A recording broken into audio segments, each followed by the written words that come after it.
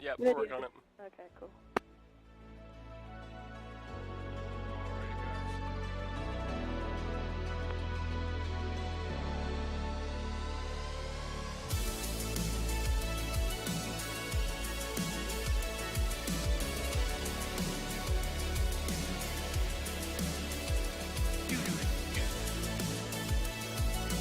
Alright, well, let's see the push to date.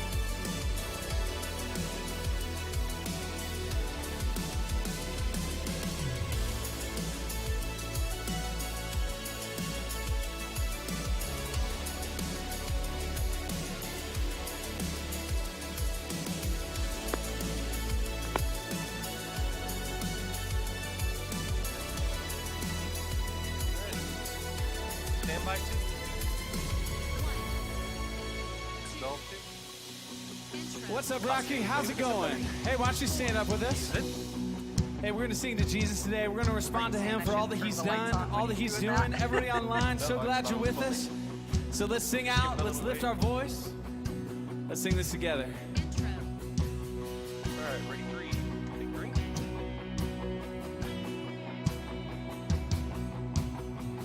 Back to Verse. ready, 2. Breakdown. Take 2.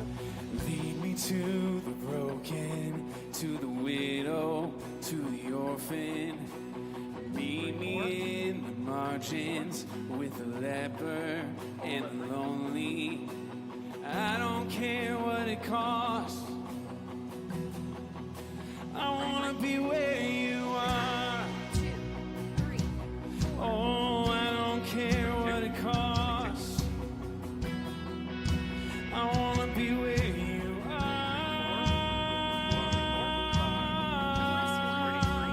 Breakdown. Good shepherd of my soul. Come on, sing it out. Wherever you lead me, I will go. Surely your goodness and your kindness and your mercy follow me, and I know Let's go for it. wherever you are, that's where I want to go. Oh, that's where I want to go. Wherever you are, that's where I want to go. Sing this out. Send me to the nations. 3, 4. So send me to the nations, to the hurting, where the pain is. Lead me to the neighbor, into friendship with compassion. I don't care what it costs. I wanna be where you are. Oh, I don't care what it costs. I wanna be where you are.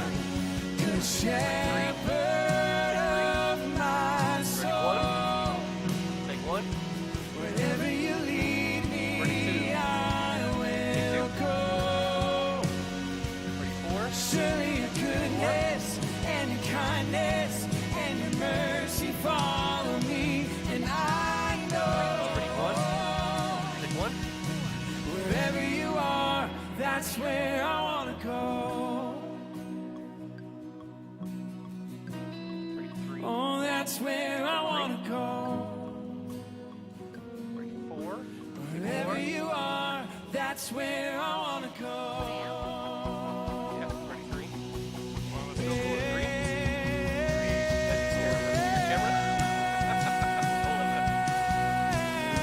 Ready, 1. Oh, that's where One. I want to go. Ready, 2. Take 2. Middle. Ready, 4. Take 4. That's where I want to go. Ready, 3. Take 3. 4, hold on that. Ready, 4. 'Cause where you are, the blind will see, the deaf One. will hear, the Take one. voiceless sing. Wherever you go, I'm going. Wherever you go, I'm Take four. going. 'Cause where you are, the lost are found, the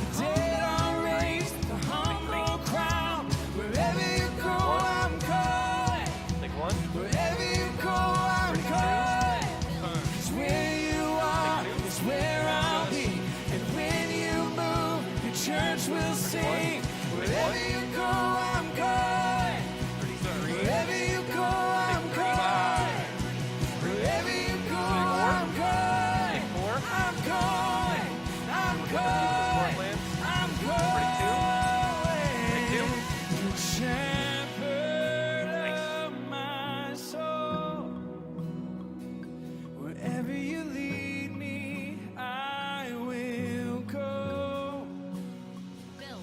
Surely your goodness and your kindness 4. and your mercy follow me, and I know Take 1. wherever you 3. are, that's where I Take 3. want to go.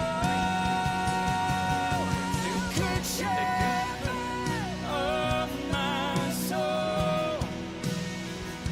Wherever you lead me, I will go. Surely your goodness and your kindness and your mercy follow me, and I know Let's go. wherever you are, that's where I want to go. Take 4. Thank you. Oh, that's where I want to go. 1. Take 1. Wherever you are, that's where I want to go. Take 3. Take 3. Oh, that's where I want to go. Take 2. Take 2. Wherever you are, that's where I want to go. Intro 2, 3, 4.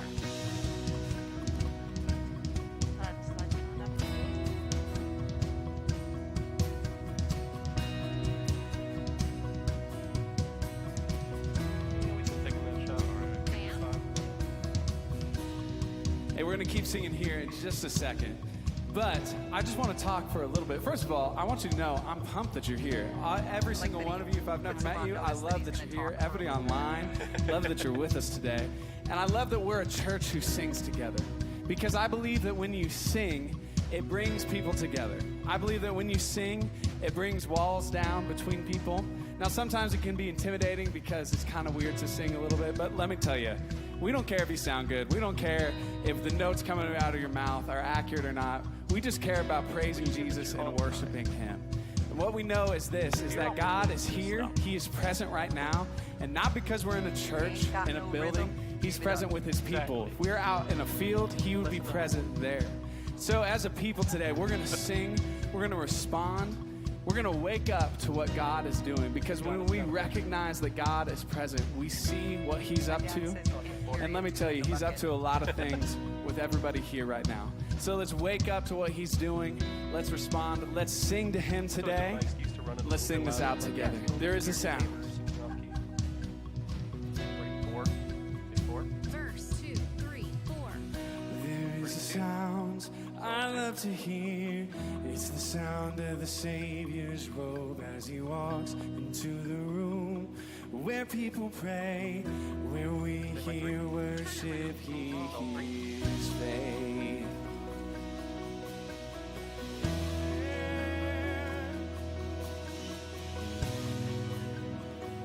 Come on, let's sing that one more time. There is a sound. Verse 2. There is a sound I love to hear. It's the sound of the Savior's robe as He walks into the room where people pray, where we hear worship, He hears faith.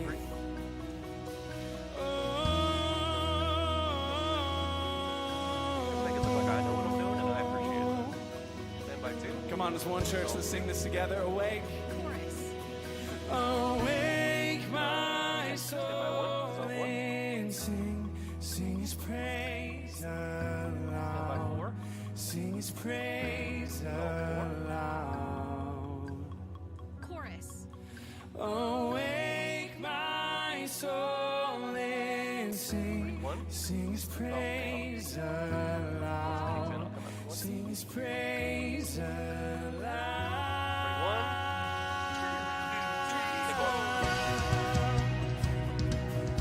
Sing His praise.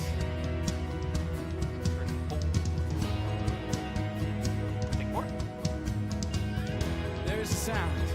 Verse 3. Like I see a shot. Ready, one. There's a What? sound that changes things. The sound of his people on their knees. Oh, wake up, you're slumbering. It's time to worship him. Awake my soul and sing his praise aloud. Sing his praise aloud. Oh, awake my soul and sing his praise aloud. Sing his praise aloud. And when he moves, and when we pray, we're stood a wall, now stands away, where every promise is amen. Take one. And when he moves, make no mistake, the bounds of hell begin to shake. All hail the Lord, all hail the King. Hey, oh, One. oh, let the King of glory enter in. Hey, oh, fall down on your knees and worship him. Hey, Three. oh, let his praise rise up. Don't hold it in. Ready, four. Don't hold it in. Four. All right, let's open up the wake song. Oh, Nice. Ready, wake two. my soul and sing his praise Take aloud. three. Sing his praise one. aloud. Four. Oh, wake Take my soul and sing his praise Ready, take four. aloud. One. Sing his Take one. praise aloud.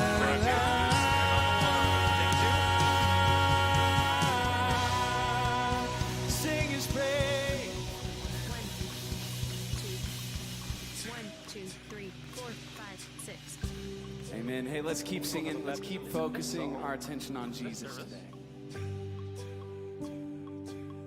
Ready, four. Stand by four. This is all four. Thank you, Katie. Forgot about that piano intro.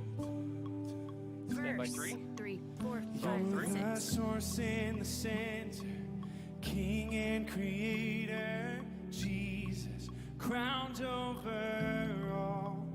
You're the friend to the outcast, embrace for the broken, Jesus, Savior and Pre-chorus, Lord. 3, 4, All 5, I 6. Stand by one. want This is all is to one. live and love like you. Thank you for the rack out, Andy.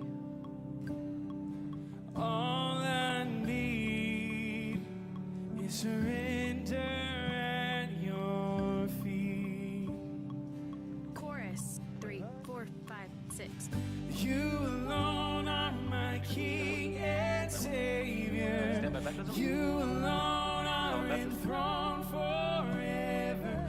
God of glory and grace, come have your way. Verse 3, 4, 5, You're 6. the breath in the chaos, calm in confusion. Jesus, strong through the storm. All right. Stand by one. The peace for the anxious, rest for the shaken. Jesus, Savior and Lord.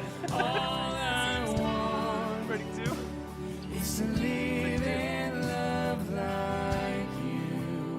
All I Stand by four. need, all I need Reset on that one. is surrender at your feet. Ready, one. Come on, sing it right to Take one. there. 3, 4, 5, 6. You alone are my King and Savior. Ready, You two. alone are enthroned forever. God of glory and grace, come have your way. Chorus Ready, three. 4, 5, 6. Three. You alone are the hope and One. healer. You alone hold it all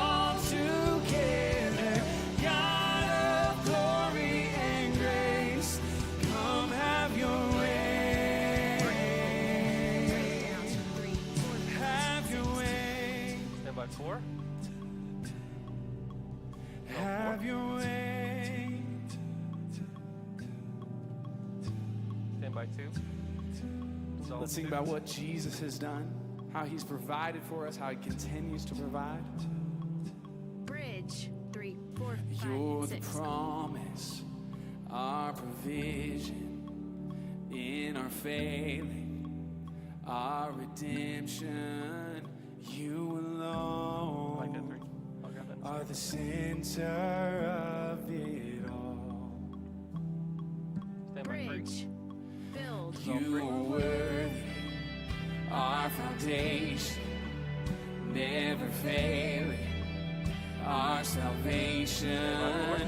You alone are the center of it all. Come on, sing it out. You're the promise. Bridge.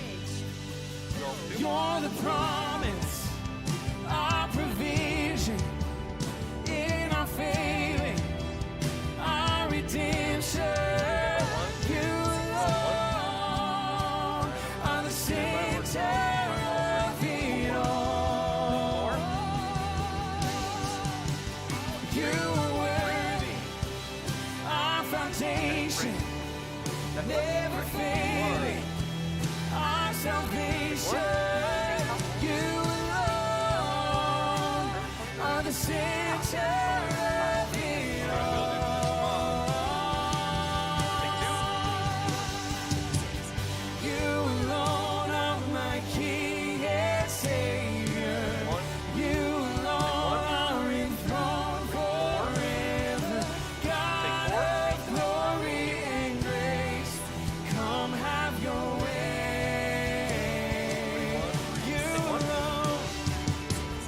You alone are the hope and healer. You alone hold it all together. God of glory and grace, come have your way.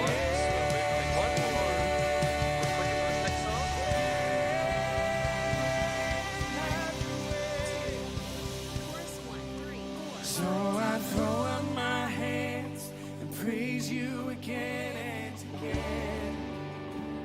'Cause all that I have is a hallelujah, hallelujah. And I know it's not much of nothing else fit for a king, Dissolve 2. except for a heart singing hallelujah, hallelujah. So I throw up my hands and praise you again and again. 4. 'Cause all that I have is a hallelujah, hallelujah. And I know it's not much, I've nothing else fit for a king, except for a heart singing hallelujah, hallelujah.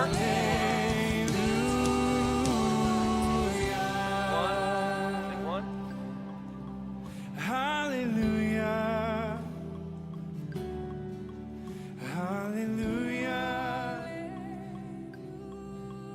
Hallelujah. Hallelujah. Hallelujah. When he stepped back and then stepped forward, I thought he was going to start talking. Lifting our hands it's such an interesting thing, because a lot of times when we do it, it's an act of surrender. It's something, especially in this context, where it's saying, God, we surrender to you. We give to you what's going on in our lives. We give to you the hurt that's happening. We give to you the busy week. I don't know about you. This past week for me was pretty slammed. I had a lot of stuff going on. So in this moment, it's like, God, I let go of that to you. Maybe some of you guys can relate to that. It's one of those things where it's like we lift our hands to surrender, and maybe right now it's to surrender a sin that we're bringing in here that God wants to take from you.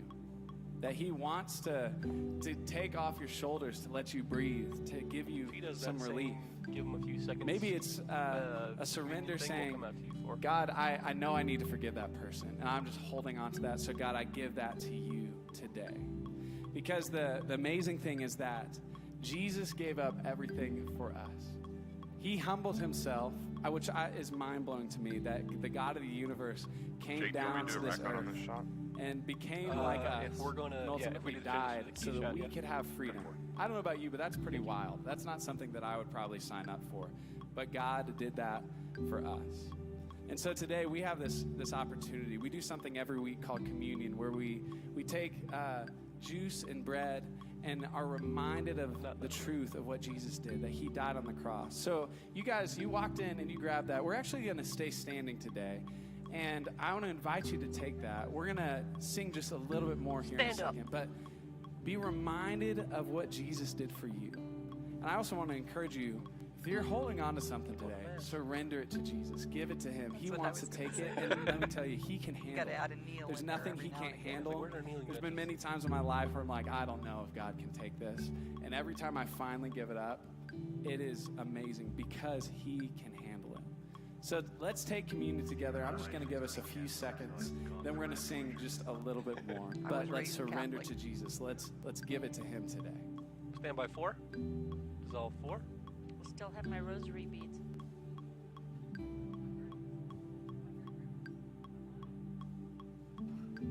The darkness here actually looks really cool.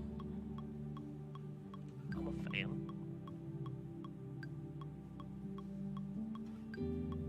Let's sing this out. So I throw up my hands. Ready?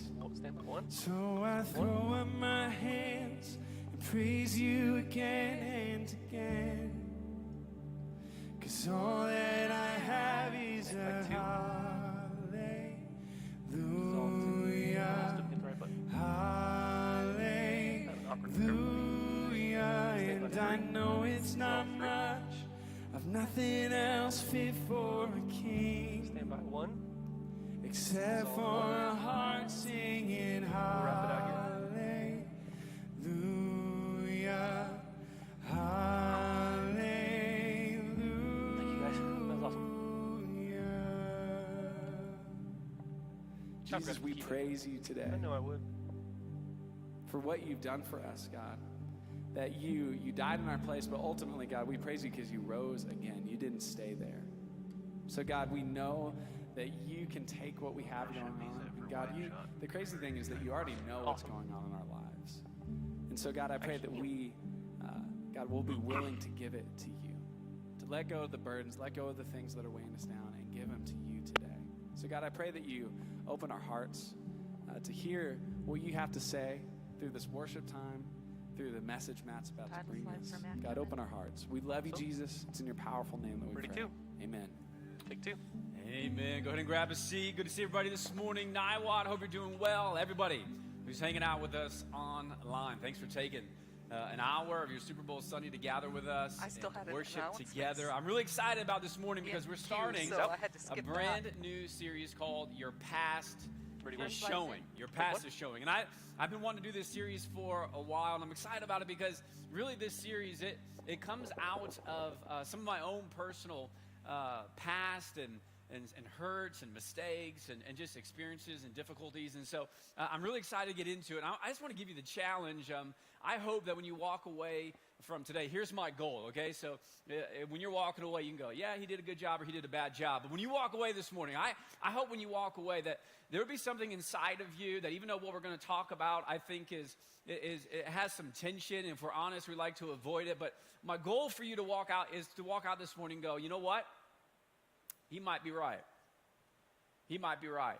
And if you say that, I really do hope that you come back for the next 3 weeks of this series because I think this is really a package deal. If you just stop the conversation when we're going to stop it today, it won't be enough because over the next 3 weeks, we're really going to dig into really, I think, some next steps of addressing some of the things in our past. Now, listen, this is a relationship series, okay?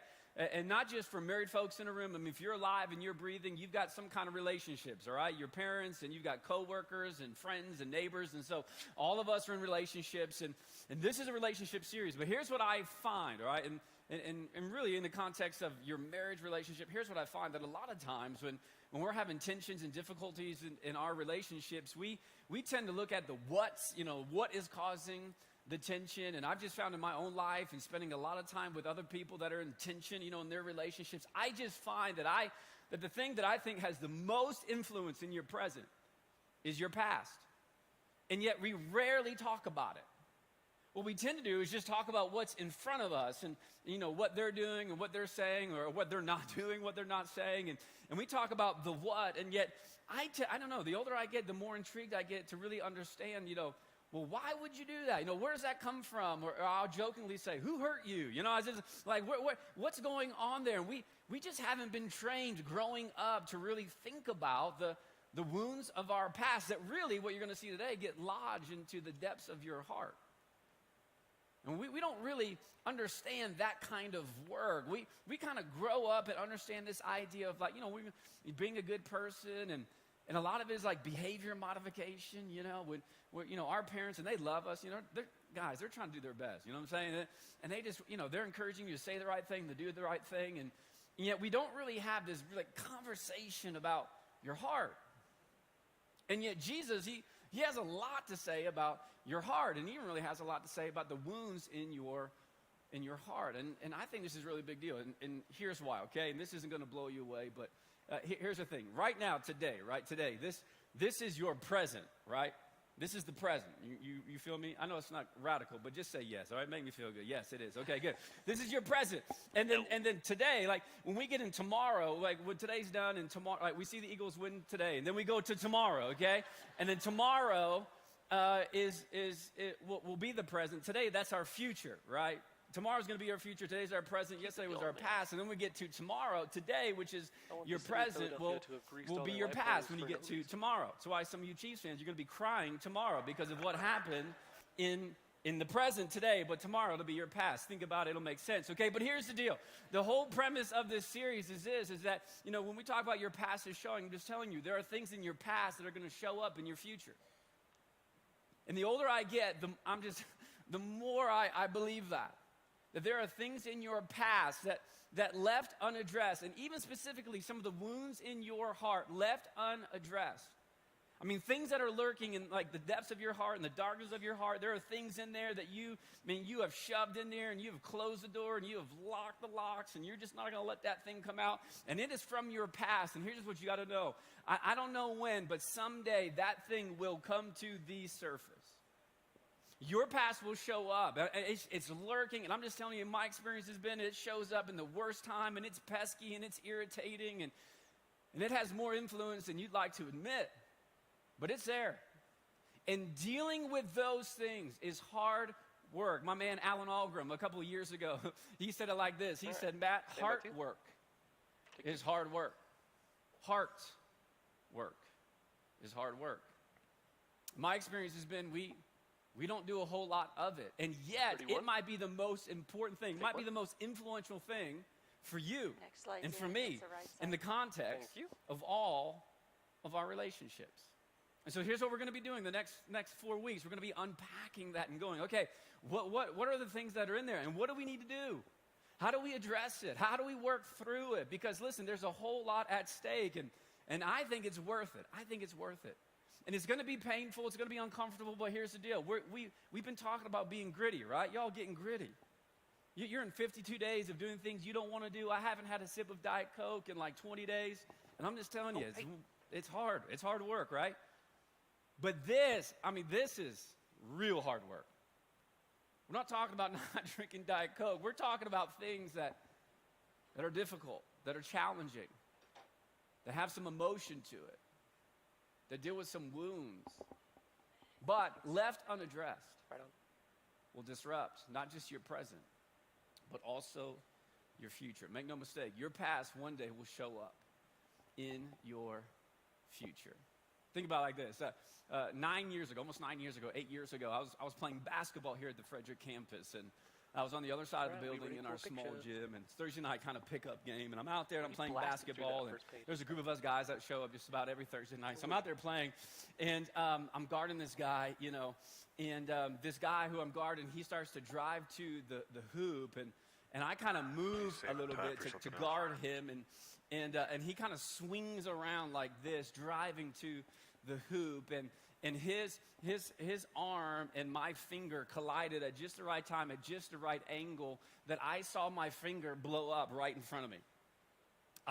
This is not supposed to happen. I saw a bone pop out of my finger right in front of me. The top of my finger bent back, and there was a bone sticking out. And so I saw it. I remember grabbing my finger right away, thinking, my finger's going to fall off. And so I grabbed it, went over to the trash can. Blood is pouring out everywhere.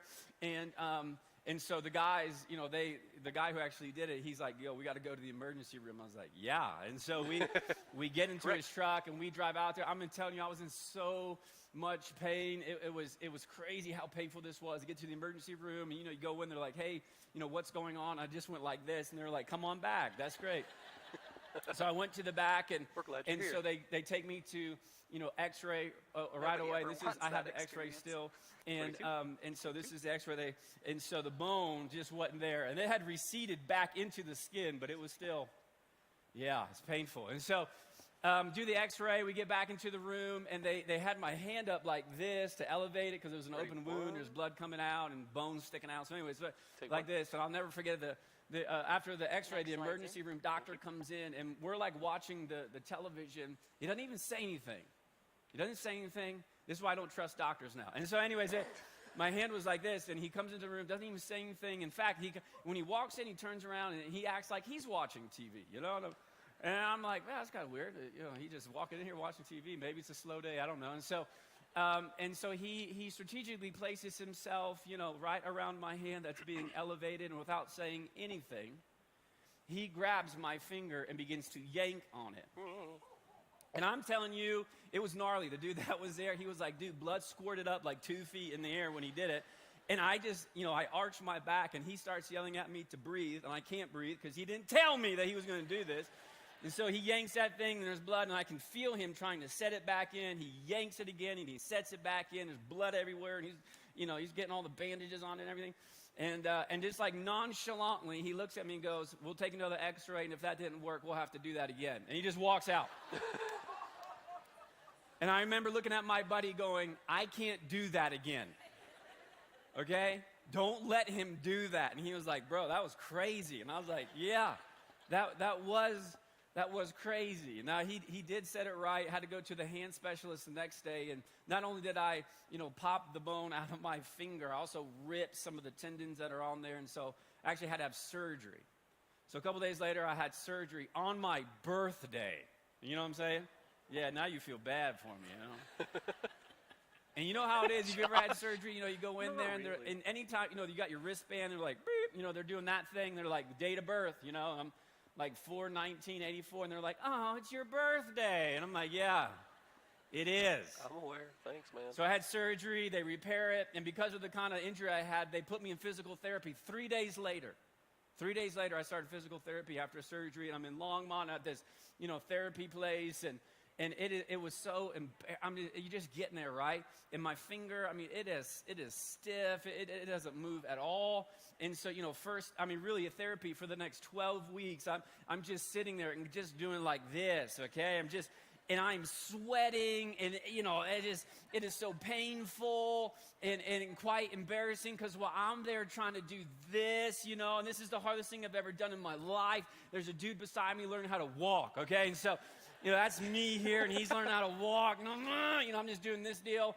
And after 12, I'm just telling you, after 12 weeks of some of the most painful physical therapy, I would tell my therapist, I don't like you. I don't look forward to coming to this. Man, if I could go back, I'd have just chopped my finger off, okay? It would have been worth it for me. But after 12 weeks of therapy, I now, 9 years later, I'm able to do this. Watch this. Are you guys watching? Watch this. Yeah. Thank you. Yeah. See that? I got 86% of my motion back. My finger's still a little crooked. But anyways, it's good. You know what I mean? It's good. And here's the thing. If I would not have went through the whole painful, procedure of working through that injury, I wouldn't be able to bend my finger at all. And even though, I did go through all of that and I still get to use my finger, I'm telling you, that incident, that past still shows up in my present, because I just started thinking about this even just a couple months ago, because I'm very aware when my hand is going forward. You know how many times I played basketball, pick up basketball in the last 8 years?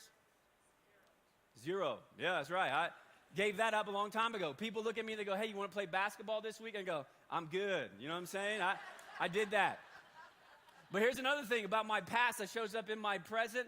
And I was just so aware of it, thinking about this message over the last couple months, that anytime there's a door that opens towards me, right? And so at my gym, the locker room, the door, opens into the locker room. So wouldn't you know it, that when I go into the locker room and I get changed, whatever, get ready to work out, when I'm coming out, and you can't see, obviously, through the door, it's a solid door. When I go to open that door, I've done this sometimes. Nope. And I do this. And I do it as quick as I can. You want to know why? Because my past is showing. Because 8 years ago, I blew up my finger. And when I'm thinking about reaching for the door, you know what's in my mind? What's going to happen if somebody opens the door the same time that I go to open it? And I don't want my finger to explode again. And so I'll literally think, if you were in the locker room watching me, you'd be like, what is that dude's problem right now? Because I kind of look at the door and I'm like, and I try to open it as quick as I can, like a psycho. And the truth is, you know what's happening in that moment? My past is showing. My past is showing. You might look at me and go, that dude's crazy, but really what I like to say to them is, dude, you don't get it. 8 years ago, my finger exploded. And I know this is crazy, but when I open doors, I think about which hand I use. Because there was some trauma there. And I remember it, and it was painful. And every year on my birthday, I think about it. It's there. And here's the truth. Your past, one way or another, it shows up in your future. And it has more influence than you think. So it's a reason why we're doing this series. I mean, if you've ever said something, you go, why did I say that? If you've ever done something, and you go, why did I do that? I'm telling you, it's probably your past showing. In some form or another, it's probably something from your past. I mean, just be honest with yourself. Have you ever gone from having one of the most best days of your life to like, all things are possible, to just hearing something or seeing something to going, I'm going to burn it all down? Have you ever done that? Everything is positive, and then you just hear something, and something's done to you, and you just want to burn it all down. You hear someone's name, you see a post, you read a comment, you drive by a place, and you go from being warm to cold to close to being distant to being quiet to being loud. Why? Why does that happen? Here's what I think: because your past is still influencing your present. And really what's happening in that moment has nothing to do with what's really going on in that moment. It has everything to do with what happened 15 years ago, 20 years ago. It has to do with somebody who said something to you that has lodged itself in your heart and has been unaddressed. And now somebody else said something. They had no idea what they were stepping into, but really they were stepping into a landmine of your past that has found its way into your future. And so here's my prayer, that for all of us in this series, that we might just be very honest and allow God to have discussions with us concerning the hurts and anxieties and fears of our past. And today we're going to start with a conversation about our heart, because in Matthew chapter 15, Jesus he's having this conversation with some religious leaders, and it's a very interesting conversation. You go look at it if you want, but later this week. But he's having this conversation, and then like right in the middle of this deal, he just drops in some truth about your heart and my heart. Really doesn't even have anything to do with the conversation, but he just throws it in there. It's like he's talking, and he just goes, oh, by the way, and he drops this really pivotal and I think profound truth when it comes to your heart and mine. So here's what he says, Matthew chapter 15, verse 18. This is Jesus right in the middle of this whole conversation. Then he says this: but the things that come out of a person's mouth come from the heart,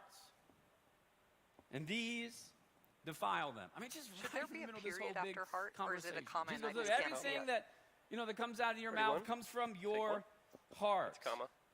Next slide. If you and Jesus, if you were just like taking a Sunday, drive today, you and Jesus, you're just hanging out, going on a little drive after church. You go drive up to the mountains. You're driving, and while you're driving, you're driving Jesus because he's Jesus. So anyways, you're driving, and somebody cuts you off. and you just start spitting out words at this person. You got the, and you're doing the deal and you're getting after it because you forgot that Jesus was sitting, in the car with you. So you're dropping it all. And then, after it's all done, you kind of, you get back into, reality a little bit. You look at Jesus and go, oh, Jesus, I'm sorry. I don't know where that came from. So sorry. I'm so sorry. And Jesus would say, I do. I know. That came from your heart. You go, no, Jesus. Came from my brain, Jesus. I get creative that didn't when come I from tell my people heart. something like That's just a lapse in judgment. That person just made me really frustrated. That's so uncharacteristic of me. I rarely ever say that words. I don't say those things. And then Jesus would look at you and he'd go, I know you don't say it a lot because you've got a filter. You filter stuff out. But if you want to know where it came from your heart. That's where it came from. And the reason why you and I don't usually, say those things on a regular basis, because we got a filtering system that works pretty well. You've been, parented with it and trained for it. You just know there's certain things you say and don't say and things you do and don't do. But every so often, your heart's going to push through that filtering system, and there's going to be something that comes out, and there's going to be something that you do, and here's the deal. You're going to be shocked by it. You're going to be like, oh, my gosh, I can't believe I said that. I can't believe I did that, and then you're going to just apologize. I'm so sorry. I'm never going to say that again, or I'm never going to do that again. But, friends, that is totally the wrong approach. Because in that moment, what's being shown is that there is something lurking in the dark places of your heart that you have never searched before. It's in there, and it found its way out. And what is hidden in the dark will one day make its way, I think, into not just some of your relationships, but all of your relationships. Because there are things that are hiding in the darkness of your heart and the shadows that one day will step into your presence. And it has way more influence than we think. And even in those lapse of, judgment moments when we say the thing and do the thing that we don't usually say or do, you're going to try to convince yourself and you're going to try to convince the people around you that you have no idea where that came from. But Jesus says, I know exactly where it came from. It came from your heart. And if you've ever been in a relationship, you know this whole filtering thing is true, okay? Where's my married people at? Just make some noise. Get excited. You married. Get excited. Okay. Yeah. Yeah. You know why I had to tell them to get excited? Because they've been married for so long. Okay, here's the deal. You get this. Any kind of relationship, you get this. Married people, do you remember when you went on the first date with your future spouse? You remember how you thought, I want to say everything right, I want to do everything right. You know what I'm saying? You know what that is? That is a filtering system. You are trying to give them your best, which actually isn't a reality of your normal day. You know what I mean? But you're showing up and you're going to say all the right things and you're going to do all the right things because you want to just, you want to wow them and impress them. And so you're just super filtered, okay? And then you get married and you get 20 years down the road, and what happens to that filtering system? You say things now that you wouldn't have said 20 years ago. You're doing things now that you wouldn't have done 20 years ago. But what happens? The filtering system gets a little loose, right? Where's my old people at? Come on. Yeah. Yeah. If you're old and married, you have no filter system at all. And I love you for it. You're just letting it fly. You're like, I'm 75. I'll say whatever I want. Great. Right? You just know the longer this thing goes, the more opportunity for things to come out. And I would argue it works the same way for the wounds in your past. The longer you go, this is why you're going to be like 35, you're going to hit 38 and 40 and 45, and there's going to be things that start popping out, and you're going, I don't even know where that came from. Well, here's what I know. The older you get, the more the things from our past show up in our present and have influence in our future. I think Jesus is right. And here's the thing. Then he doubles down. Same conversation, very next verse. Look what he says, verse 19. Here's what Jesus says. For out of the heart come evil thoughts, murder, adultery, sexual immorality, theft, false testimony, and slander. And some of you just heard that and went, wait a minute, that's not right. My thoughts don't come from my heart. They come from my brain. Take one. And Jesus would look at you and Next say, slide, no, Thank you. they come from your heart. And left unchecked and unresolved, there are things in your heart that will continue to grow over time until one day it reaches the surface and begins to wreak havoc on the relationship you care about the most. And the things that he lists are pretty severe. Which means you should, I think, really address the things that are lurking in the depths of your heart. It's why Solomon, who is called the wisest man who ever lived, said this. Proverbs chapter 4, verse 23. Above all else, guys, the most important thing. And Solomon's going to talk a whole lot about, all the different kind of things in life. And, he writes about it all. Then he just goes, hey, guys, above all else, the most important thing is this. Guard your heart. Guard your heart. For, now look at this. Everything you do flows from it. Everything. That's extreme. Ready, one? Guys, the most important thing in life is to guard your Slides heart. in. Thank you.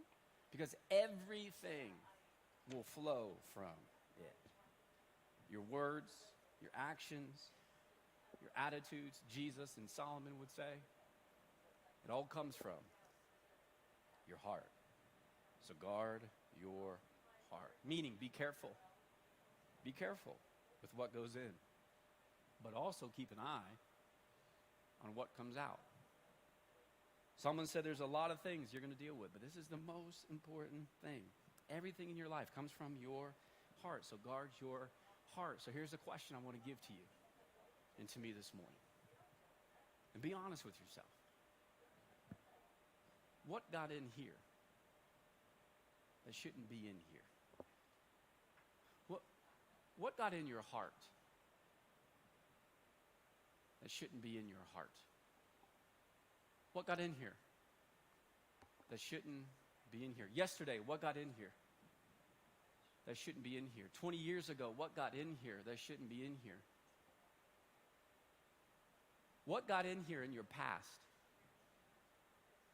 that should not be in here? Because here's what I know. Life has a tendency of lodging stuff in our hearts that doesn't belong. And sometimes, here's what we got to own. Sometimes it's our fault, and other times it's not. Sometimes it's us that made a decision, and sometimes it's other people who have made decisions. The first couple in history, Adam and Eve. Just think about their story for a sec, okay? We're going back to Genesis. Adam and Eve, the first couple, in the beginning of their relationship, they were, they were living in a perfect environment. They were naked and had no conflict, okay? What a marriage. You know what I'm talking about? Naked and no conflict. Great marriage. Okay, things are going really well. And God says to them, listen, you can pretty much do anything, in this garden you want. I've made everything for you, but there's one thing you can't do. You can't eat, fruit from this tree. And what did they do?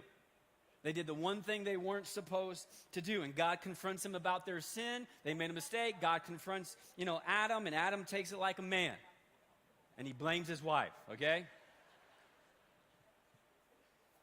And God begins the first marriage counseling session. All right, this is how they all start, okay? And God shows up in Adam's life and goes, what'd you do, Adam? What'd you do? And he goes, God, the woman you gave me the fruit. The woman you gave me the fruit. So he not only blames Eve, but he also indirectly blames God. He goes, the woman you gave me, God. I didn't put her here, you did. And I was super excited when she was just strolling around here naked, but then she gave me this fruit. And I ate it. And if you're asking me why I messed up, it's because you messed up, because she messed up. And we've been doing the same thing. Ever since regarding the mistakes we've made in our past. Here's what we do. We accuse others and we excuse ourselves. I made a mistake in my past, but that's your fault. It's your fault. If you wouldn't have done that, then I wouldn't do this. Here's what we do. We accuse others and we excuse ourselves. And you know what they did? This first couple that just, the chapter before was strolling around naked in perfect harmony. They made a mistake. And now their past shows up in their present. You know what they do with their past mistake? They cover it up. They put on clothes. Who told them that it was wrong to be naked? God didn't. You know who told them it was wrong all of a sudden to be naked? Their past. Their past showed up and they said, this doesn't feel right now. And so they start putting on their clothes. Their sin told them, listen, you should put on clothes. And I would argue we've been trying to cover up ever sins. He didn't really say We this. cover up our past mistakes. We That one, hide them did in the he? dark places He hasn't yet. of He's our kind of, heart. that's And here's the already thing, past Adam that and when Eve, he's they talking didn't need about to Adam and hide Eve, from so their I think we're gonna mistakes. skip that one. And God says you don't need to hide from your mistakes either. So this should be the. There are this will also be the things in our last past that have slide. happened to you or around you that have affected you deeply, but they were not in your control. Because this is something that all of us have in common. You didn't choose your parents. You didn't choose where you were born, and you didn't choose all of your circumstances. You didn't choose to grow up in a household where you would experience verbal abuse. You didn't choose the dad who was addicted to alcohol. You didn't choose for your parents to get a divorce, and you didn't choose to see family violence. You didn't choose to grow up in poverty. You didn't choose to experience loneliness. You didn't choose to experience racism. You didn't choose to be sexually assaulted. You didn't choose to see a loved one diagnosed with cancer, and you didn't choose to see your mom or dad die suddenly. You didn't choose, to deal with learning difficulties growing up in the classroom, and you surely didn't choose to experience mental illness. You didn't choose these things. And yet, here's what you got to know. All of those things, all those traumas and troubles, you are a product of your past. They have extreme influence in your present, and left unaddressed can wreak havoc in your future. Whether you like it or not, these things that you did not choose have more influence in your life than you would like to admit. And what happened to you in the context of all those circumstances is not your fault. It's not your fault. But it is now your responsibility to address. It's not your fault. You didn't choose those things. Some of those things were chosen for you. But now as you become older, you've got a choice to make. Do I address those things? Or continue to let them wreak havoc in my present and my future? Some of you have been deeply wounded by somebody's words in your past. Somebody's done some actions in your past that has extreme influence in your present. And let me just say this, and I want to say this the nicest way. And listen, I'm talking to me this morning as well. But I wrote this in my notes. How long? How long are you willing to allow the people who have hurt you in your past to control your present and influence your future? You didn't choose it. You didn't say it. You didn't do it. They did. But now you've got a decision to make. Are you going to make the choice to go searching into the depths of your heart? And these are things you didn't put in there. Somebody else did. And I can tell you that it's scary and uncomfortable, but I also think it's worth it for the sake of the relationships in your life right now. I think it's worth it for your marriage and for your kids and for your friends and your coworkers. I think it's worth it even in the context of your relationship with God. So let me just be vulnerable with you this morning with something that was lodged in my heart a long time ago. I've talked about some of these things, and I'll be honest, right now, I don't want to do this. I'm an Enneagram 8, and if you know anything about the Enneagram, we hate vulnerability. We hate it. We run away from it. One of the ways that we stay away from it is that we attack people. We get loud and we puff up so you run away so that we don't actually have to say how you hurt us. My dad, he hurt me. When I was growing up, and I've said this before, but when I was growing up, my dad, I can never remember him saying verbally to me, "I love you."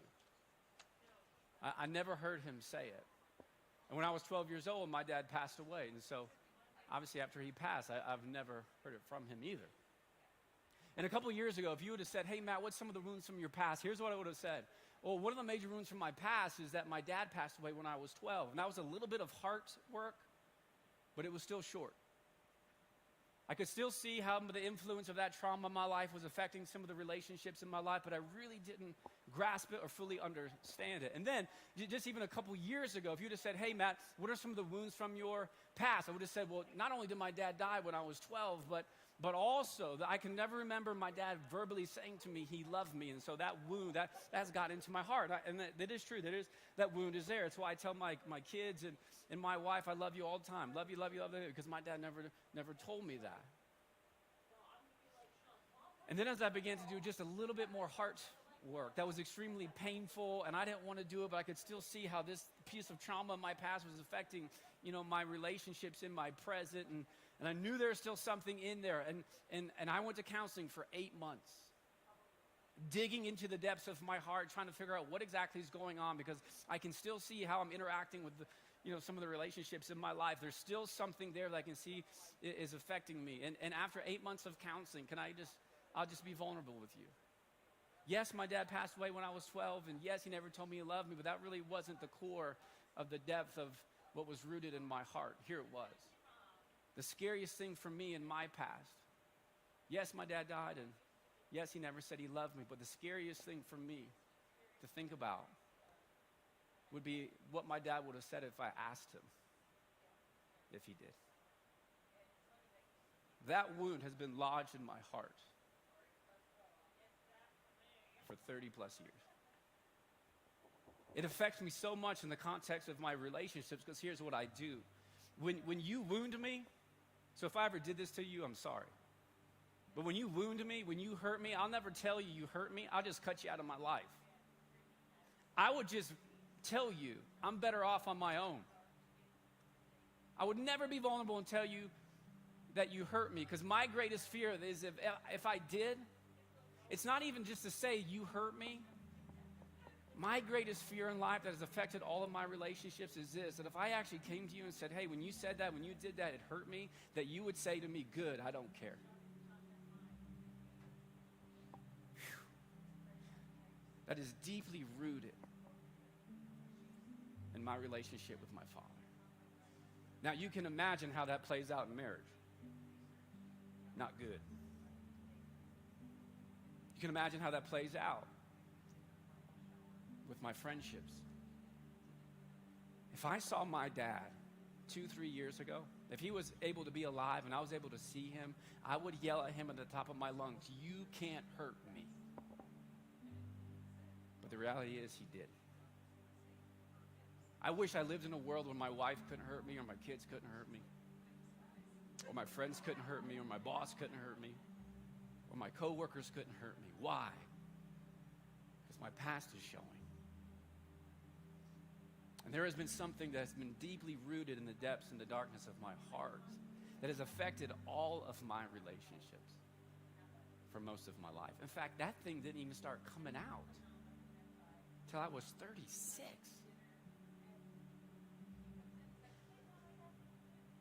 And it was painful, but it was worth it. Your past, there are seeds that have been planted in your heart, and over time, they have developed deep roots. This is why heart work is hard work, because you just don't get to walk out today and go, I'm never doing that again. I'm never going to say that again. No. It takes time. It takes sharp knives to dig and to get that thing out. You know what the beauty of the gospel is? Jesus, he kind of gets right in the middle of all those past wounds and hurts and fears and anxieties. I'm telling you, one of the craziest things I've ever experienced in counseling, and it sounds simple, but guys, you know this, when those things get raw, acknowledging the fear and the wounds and the hearts of my past and giving that to God. It's almost as, God was looking at me and going, look at me. Almost like, I'm a little kid, and he's dad, he's going, look at me. I'm going, He's going, Matt, look at me. And you look at him. He goes, I hear you. I hear you. Your dad never said he loved you. Look at me. I do. I love you. I'm just telling you, when you allow yourself to be vulnerable and do the hard work of digging those things out, it is scary, at least for me. And you bring that before God and you go, here it is. This thing, God, has been wreaking havoc in my life. Whew, he takes it. And he starts doing things you can only imagine. And he begins to repair and sew. But friends, it only happens after you dig it out. This is what we're doing the next 3 weeks. it's painful, and it's scary. But I would argue, more than likely, this conversation has the most influence, not just in some, but all your relationships. Take the challenge. Come back. Keep working through. Here'd be a good thing for you this week. You want some homework? Let me give you some homework. If you went home this week and wrote down five things from your past that have been the most positive things in your life, and think about how those things have affected you in your present and will continue to affect you in your future. And then, here's the hard work. This is hard work. Write down the 5 things that have hurt you the most. And be honest with yourself about how those things that you would prefer to keep in the dark and those doors locked. But if you would write those down and go, yeah, these are the things that have shaped me. These are traumas that I've left undealt. And I don't want to talk about it. And you just got to know. I hope you could walk out today and go, you know what? I think he might be right. I got stuff lurking. And I don't even know how it really fully is influencing the people in my life. But I know it is. That we would do the heart work that is hard work and allow God to do what he does best. So come on back and let's keep talking. Let me pray for you. Father, this morning, for those of us, all of us, who are carrying the wounds of our past, I pray that we would hear your voice so loud that even in the mistakes that we have made, the things that we are so embarrassed about, the things that we don't want people to ask us about, the things that we would die if our kids knew about, that we don't have to hide. We can take those out of our hearts and give them to you. You're a God of mercy and grace and forgiveness, and we're allowing something that you died for on a cross 2,000 years ago that we do not have to continue to carry the burden. I pray for us this morning. People who have been carrying a wound that was put in there by somebody else years ago. It stung. It hurt. It's created roots. And if we're honest, it's scary. Because we can still hear the conversation. We can envision the moment that it happened. And we'd like to say that it doesn't affect us at all, and yet if we were honest, it influences more days than not. So I pray that we would trust you enough to bring our past, that we would allow you to do your work so that we may have a better present and a hopeful and a joyful future. We thank you for Jesus this morning who meets us right where we are. And I pray that we would trust him, not just with some of our life, but even the dark places in our heart. We love you this morning. We pray all this in your name. And the church said, amen. Hey, take the challenge. Come back the next 3 weeks. Enjoy the Super Bowl, guys. It is Super Bowl Sunday. We've got some great snacks and drinks out in the lobby. If you haven't made your bet yet, I had talked to the Lord yesterday. It's Chiefs 21, Eagles 24. You're welcome. We'll see you later. Hey, CG. Have a good one. Dissolve CG. Matt's got a lot of faith in the Eagles defense. Just saying. So do I.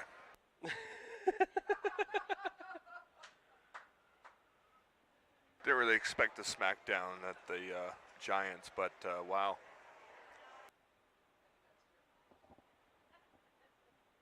I think it's gonna be a good game. Should be. Hopefully. We'll find out, won't we? Yeah.